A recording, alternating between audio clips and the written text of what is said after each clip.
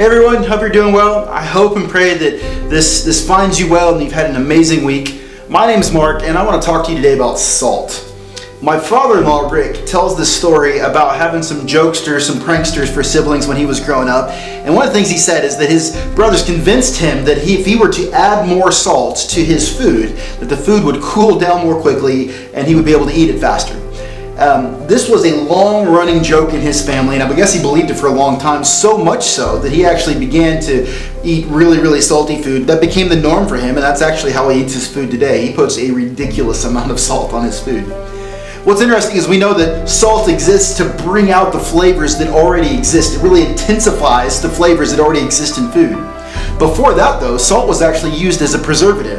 It was used to make foods last longer than they normally would when refrigeration didn't exist. But salt is also used for something else. Check this out. In Luke chapter 14, verses 34 and 35, Jesus says this. He said, "Salt is good, but if it loses its saltiness, how can it be made salty again? It's fit neither for soil nor for the manure pile.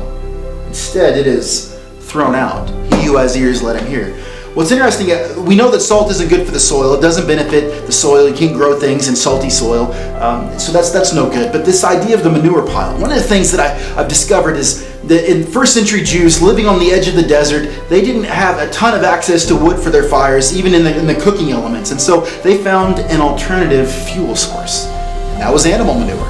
So they would find some manure, they would place it underneath their cooking element, their pot, whatever they may have been using, and they would light that on fire, and that would serve to heat and cook their meals.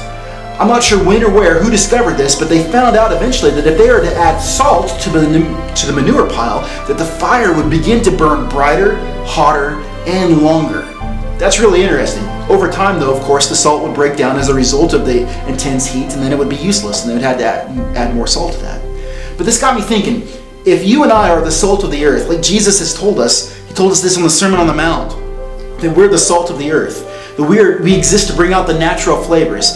But here's the other thing that we need to understand. You and I are meant to mix with the manure of this world. We're not supposed to become it, but we need to be in it sometimes. If we're going to reach people, if we're going to love people, if we're going to show them the love of Jesus Christ, we need to mix with the manure. And as the salt of the earth mixes with that manure, what happens is the light of Jesus Christ will burn hotter and brighter as people get to see the goodness and the grace of Jesus on display through our lives. So my question today is this.